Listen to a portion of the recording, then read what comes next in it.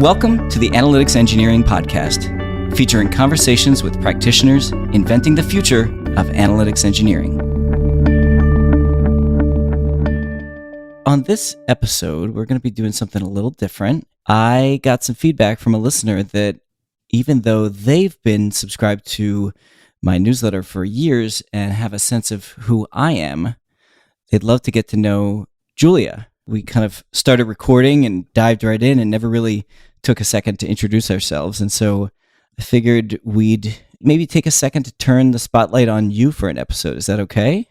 Yeah, I'm in the hot seat. I love it. Let's do it. So some of this is going to be about data, but really I want to focus on you and the perspective that you bring to the show. And really I want to start by putting you in the uncomfortable position of having your Twitter bio analyzed. Your bio says runner sometimes, but the picture in your Twitter bio is of you running, I think, the San Francisco Marathon.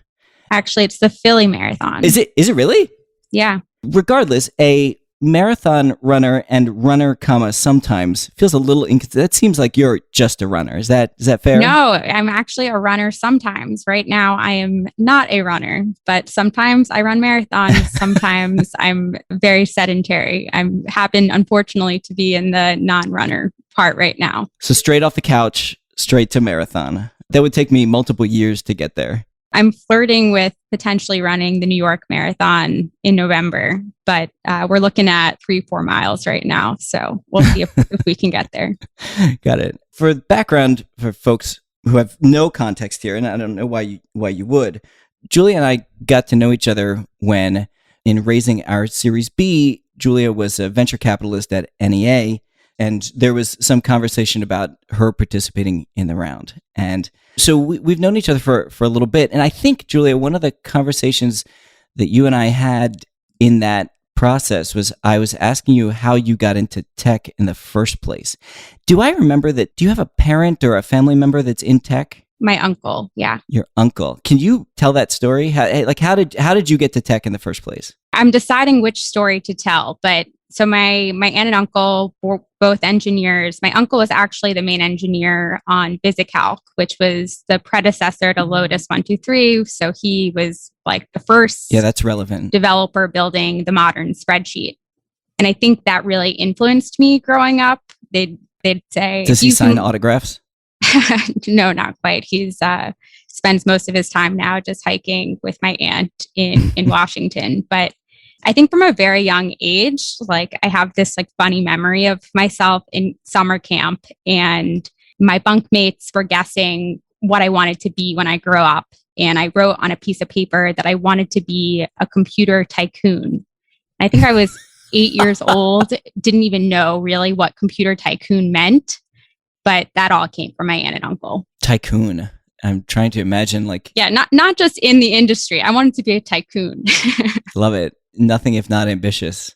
You pursued the tycoon mission straight to Stanford undergrad with CS, and you had another engineering related degree in there that I forget. But from the outside, Stanford CS is like the gateway to Silicon Valley. How much of that is hype? How much of that is true? Like, were you having dinner with Silicon Valley engineers every night? How did that work? It's very true, actually. And I think you don't even appreciate how privileged you are when you're on campus as a student. And that's unfortunate sometimes. But I started studying something called management science and engineering. It's like a multidisciplinary major within the engineering school. And I didn't declare computer science until I was a junior, so fairly late on in my Stanford experience, but felt like if I was going to do engineering, computer science was something I had to learn, and Stanford was a great school to do it. But it was true. Like we had professors like Mendel Rosenblum, the founder of VMware, just taught my computer science class. Venture capitalists were always on campus trying to meet with students. I did a program with Nico at General Catalyst to bring entrepreneurs to speak to my classmates. And it was really accessible. And I think the blend of Silicon Valley into your world at Stanford was pretty unique, and it still is. In grad school, I got my MBA at UNC, and so I was in the entrepreneurship program. Surprise, surprise! And we tried really hard to create the links between the school and industry, and like, give students the kind of access that you had. But as cool as the Research Triangle Park is, it was like not even in the same ballpark as kind of what you're describing. That's very cool. Is that why you made the hike out from the East Coast to go to school in California? Yeah, Stanford was always just this dream school. I think it was Stanford, and then everything else felt blah to me. And I was fortunate enough to get in. I don't think I quite realized how big tech would become a part of my life once I moved out west and went to Stanford, but it certainly was the start of my destiny of getting into venture and into startup worlds. Was 8-year-old you who was like dreaming of being a computer tycoon? Like, were you a geek in other ways? Like, did you have like an N64 and you like, what was your gateway all the way back then? Went to math camp. I really loved math. Oh, no. Yeah. My parents put me in like a sporty summer camp, which I loved. And then I dropped out of sporty summer camp to go to like an educational program by choice. I asked my parents to put me in it. So one summer I did something with computers. Another summer I went to math camp. Huh. Yeah, I just liked it. More math than tech. Like I loved math, started my own math publication in high school called Prime. And that was really my pure interests. Did you ever allow anyone to hand in their math test before you did? I have a feeling that I was like, the opposite with your competitiveness. Kid. No, oh, really? I was like, yeah, check it over 50 times. Make sure you had the right answers. All right. That's how the real serious students play it. I was the kid who always wanted to be first, even if that meant that I lost a couple percent somewhere. So, like all good computer science students do, you went straight into finance. Exactly. You spent a couple years in M&A, is that right? Yep. And then you moved to venture. M&A sounds very exciting because there's these like very high adrenaline deals where, it all comes together at the last minute. You did some big things that shortly out of undergrad. Tell some war stories. How does that feel? So I worked at Catalyst, which is a tech investment bank. At the time, they were maybe 4 years old when I got started there.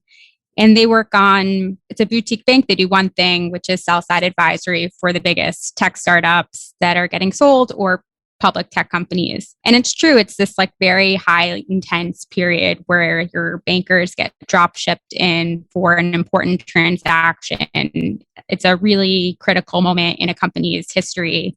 And you help figure out what a fair price would be. You help create competitive dynamics so you get a really great outcome. And I think probably the coolest experience I had was working on the LinkedIn transaction to Microsoft, which was just this really incredibly competitive deal between Microsoft and Salesforce. I didn't know that. Yeah, they were duking it out to the very last minute on who would own the asset. And so I think we'd get lots of emails from Mark Benioff on Friday nights with a new offer and an aloha mark. And it was to the very last minute. It was unclear what would happen. I have to imagine that was a real experience. How many people are actually involved in architecting a deal like that? Are we talking about like a half a dozen? Depends. Like on the company side, you try to keep it small because it's such a sensitive information and such a sensitive point in a company's history that you don't want to expand the number of people who are in the tent, so to speak, who know about what's going on. But Catalyst, we always ran pretty lean. So there were probably 5 or 6 folks actually working on the deal. It must, when you're early career and doing that kind of thing, it must feel like you're at the center of the universe. Banking, you work really hard. You do a lot of thankless things. But the one thing you can appreciate is just access. You do get to get a really privileged point of view of the boardroom discussion about these very strategic conversations. Yeah.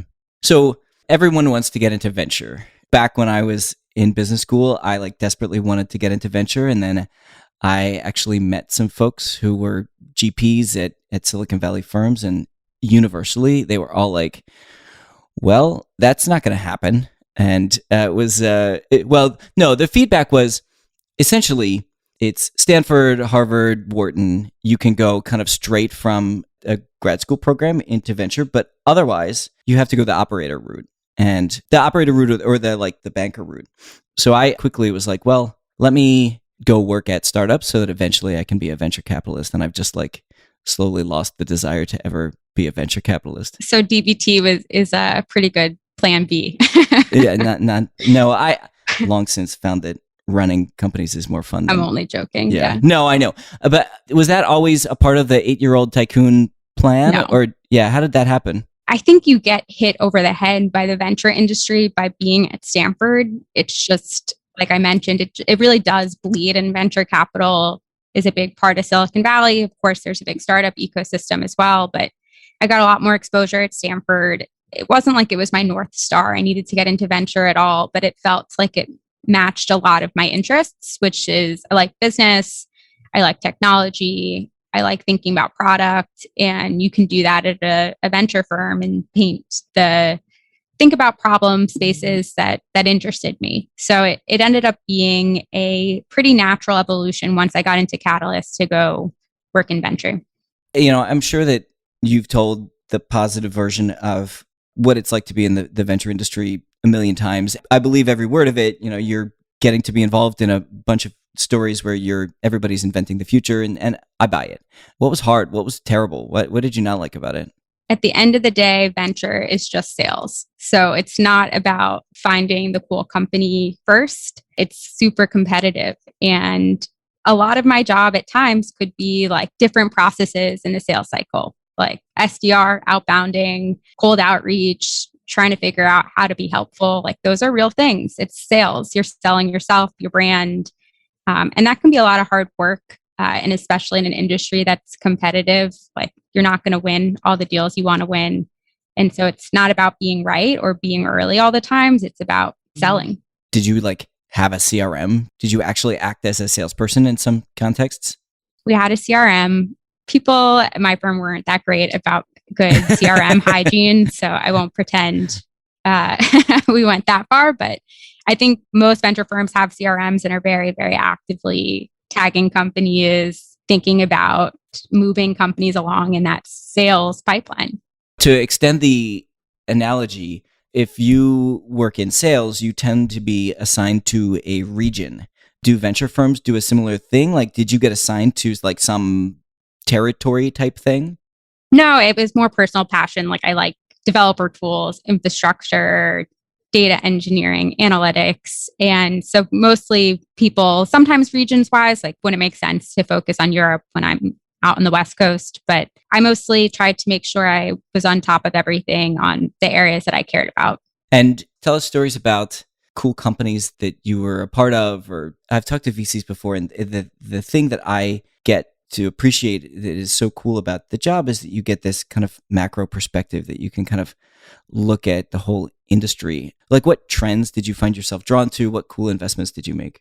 I'm still on the board of Sentry and Metabase. We can talk about those a little bit. But Sentry, that was an exciting company because it's one I've been a part of the longest. And sometimes I think you forget when you're making inch progress. You look back in a year and you're like, whoa, look how far this company has become or what it's become. And that one's a really cool story for me just because when I was first involved with the company, it was all credit card swipes, very only developer. Sorry, let me explain what Sentry does. They're an open source crash analytics and monitoring platform. So if you're a developer and inevitably if you ship code, it breaks in production, how do you know exactly what went wrong? The evolution of Sentry from just being a small side project by the founders where people gave a credit card swipes to get information about how their software was performing. That's what it kind of looked like 5 years ago. And now today, it's they're able to close 7-figure deals. They employ over 150 people. They're thinking about it not just as crash analytics, but application performance monitoring. And that, for me, that journey is just so special of seeing a side project really turn into a full-fledged business. I remember you introduced me to this, I think the founder's the CTO. Is that right? And I remember being so overwhelmed by their level of success. I think that the line that they were using at that point on their homepage was used by millions of developers. Is that right? Am I? Yeah. Which, now reflecting back on it, DBT is a reasonably popular project, but I don't think that we're anywhere close to having millions of users. I wonder if you think that there's a scale difference between data and software engineering. What's going on there? Yeah, I think about that a lot, actually, and whether the bottoms up which definitely has proven to work really well in software development because you have, I think GitHub says there are like 30 million developers in their Octoverse report every year. Like, how many millions of developers do we have using SQL? No one's really given us that hard number. Estimates I've seen say around 10 million, but I bet it's bigger actually than just 10 million people that use SQL. I do think it's a little bit different in that there was a trend in software where things were really enterprise focused, right? You landed a deal at first where it was top-down sales. Then we had the rise of all these API companies, developers became decision makers, and bottoms up really started to take off in software development. I think analytics might be taking a similar path today, where before it used to be very centralized, very top-down, big deal sales. But as the industry gets bigger, the opportunity to create more data apps is more important. I think there's more of a bottoms up story too in analytics engineering and data. I'm with you. What did you say the number was? 30 million, something like that?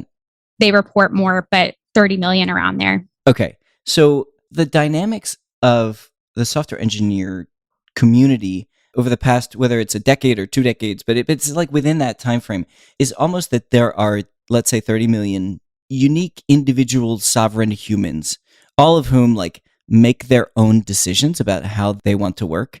15 years ago, maybe you showed up to work and like you had to use Visual Studio, and that was like everyone standardized on something. And today, I think it's very unusual that like your engineering manager will tell you what IDE to use, or largely anything else about your workflow. And to the extent that there's like tools that teams need to make decisions on together, it's the teams and not 3 levels up from them that is making the decisions. And what needs to happen to make that true in analytics? I don't know. You may not have the answer to that, but it's like something I think about a lot.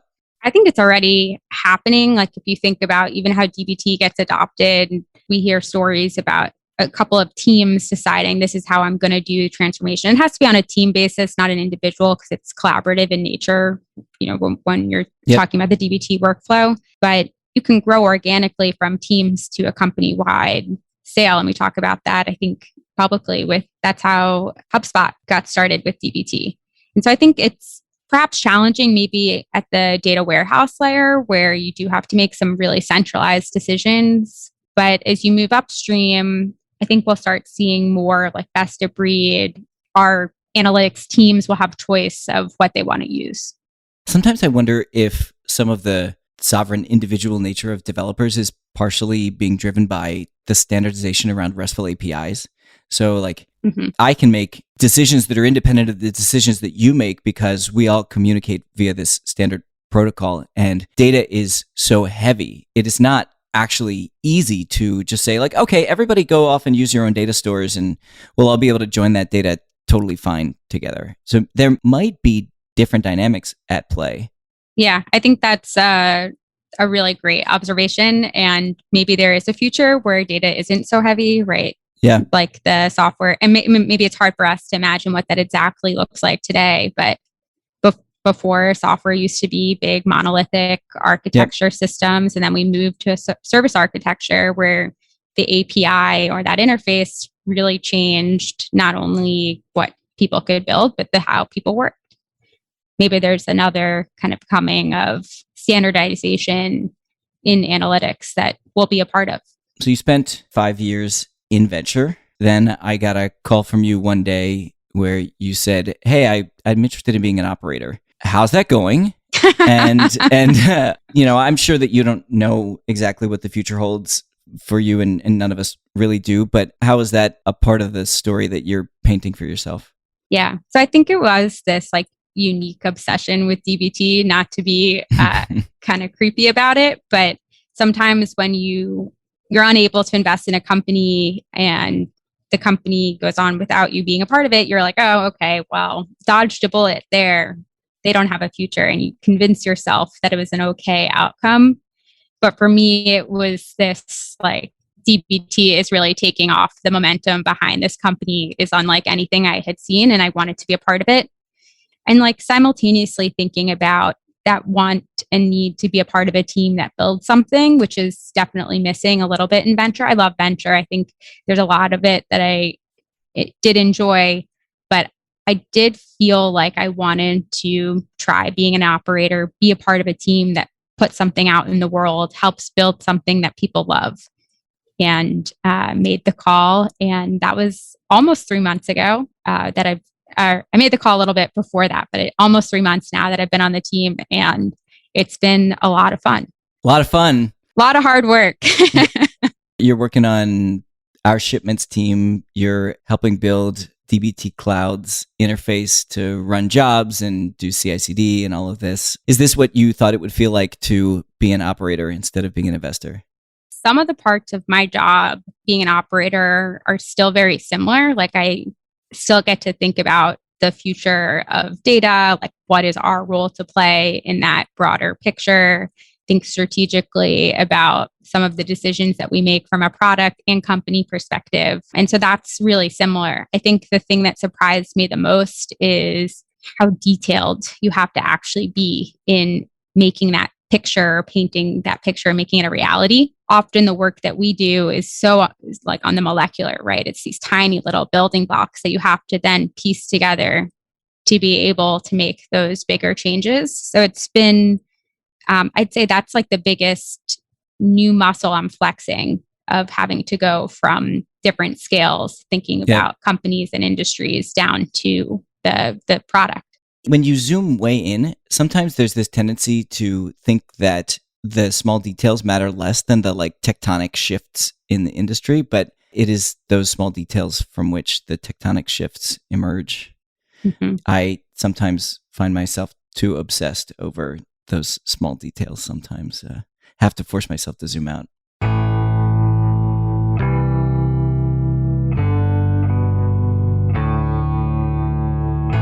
Hey everyone, just dropping in to let you know that the annual Analytics Engineering Conference, Coalesce, is back. We had the first Coalesce last year in December, and it was fantastic. We had 3,000 registrants, tons of presentations, and this year is going to be even bigger. Register for free at coalesce.getdbt.com. Let's go out of data for a second. I am singularly focused on data, and certainly like all of us in data live in the larger software engineering ecosystem. But I'm curious, what trends are you excited about that are occurring in software engineering? So I think there's like a big push to have better like productivity tools or make your life a lot easier. There's a whole new world of certain habits that people have as engineers that you end up repeating over and over again. And instead of doing like custom code to do those things, we have low code approaches. So it blends the world of needing to build out every single specific detail in custom code versus just having building blocks. So these are internal tools. I think that's really exciting. Oh, what's that company called? There's one company who's like really going deep on that, right? I think you're talking about Retool. They were the first to kind of coin the term, really. But I think it's a huge problem because at the end of the day, like our admin panel or internal tools, it boils down to some really simple UI that connects to a database, right? Like you want to be able to make changes and string together input forms or buttons and clicks.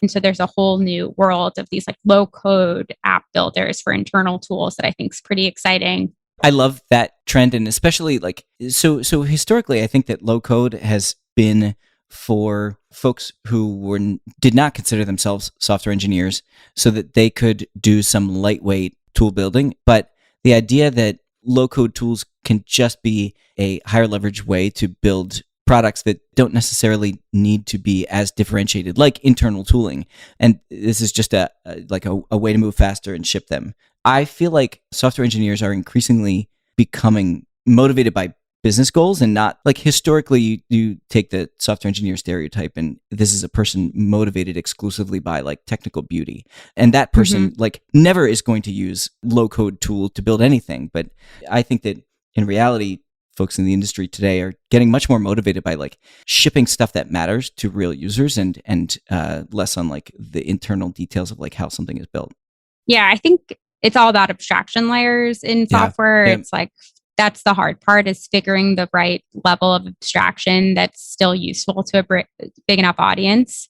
And so there are lots of trends, both with like low code and abstraction with an infrastructure too, that I think's on workflows that are pretty interesting. But that's the hard part, right? Finding that right interface that's useful and does enough important things for many people.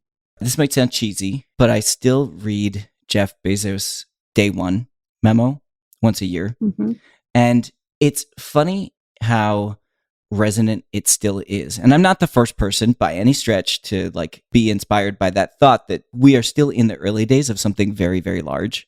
But every time upon returning to it, I find myself finding new things, new trends that we are still in the early days of. If you look around you in the world that we all exist in, whether it's analytics engineering or data more broadly, what do you think we are in day one of? And, another way that I sometimes think about that is like go 10 years into the future and then look back on what we're doing now. And like, where does it feel like we are absolutely in the Stone Age? Yeah. I picked to come work at DBT for a reason. So my answer there is around data, but I'll pick a different industry that I also think we're in. I meant to say that I think data is like, we really are having a renaissance in data right now, but I will answer your question by ignoring data. Wait, but no, it's interesting. You're saying data more broadly. What people have been using data for a long time. Like there's been different tools, but why now? If there's a renaissance happening in data now, like why didn't it happen 10 years ago?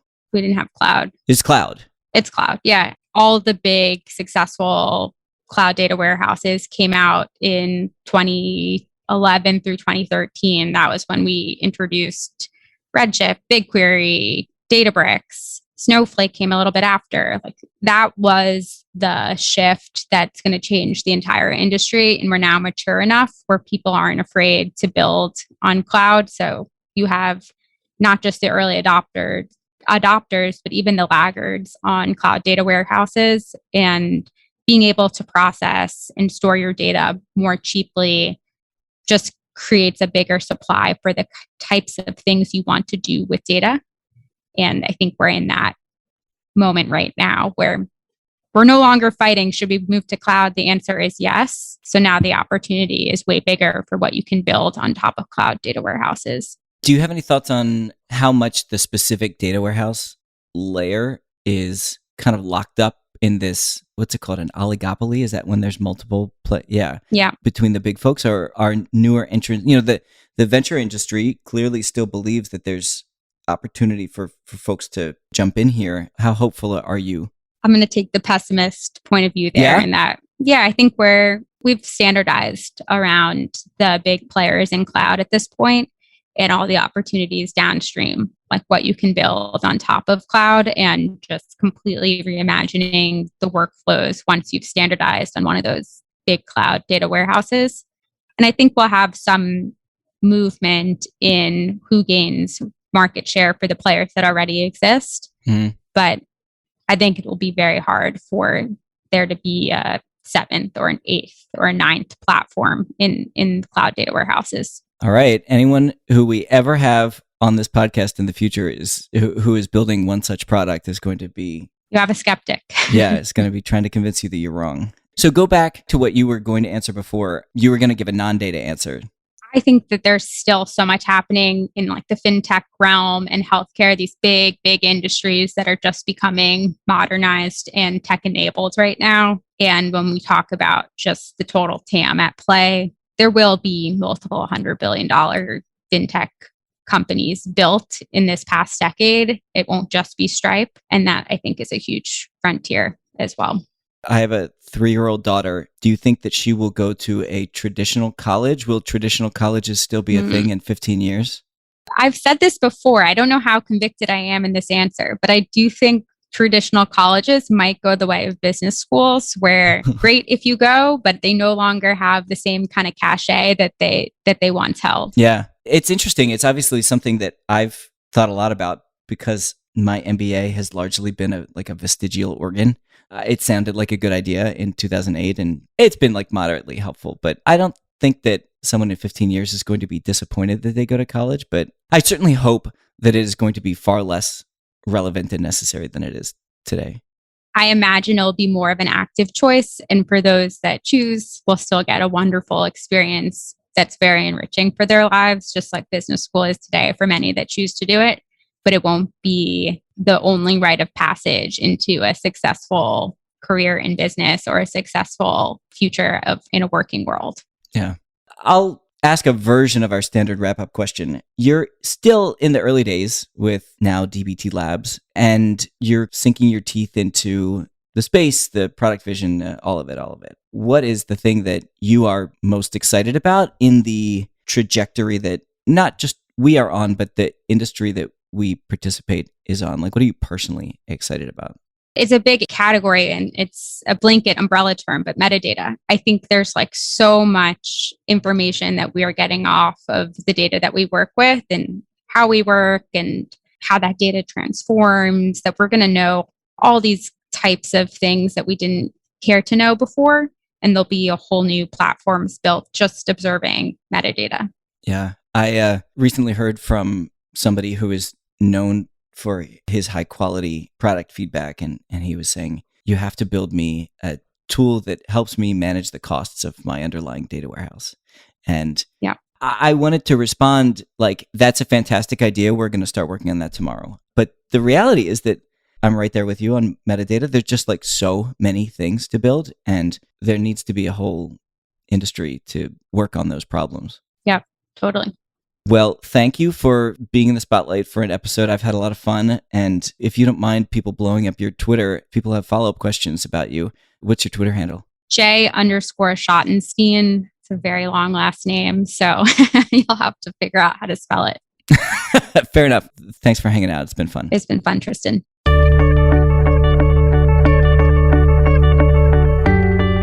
The Analytics Engineering Podcast is sponsored by DBT Labs and is hosted by Tristan Handy and myself, Julia Schottenstein. Have comments, questions, or guest suggestions? Email us at podcast@dbtlabs.com. Our producers are Jeff Fox and David Krevitt. If you enjoy the show, please drop a review or share it with a friend. Thanks for listening.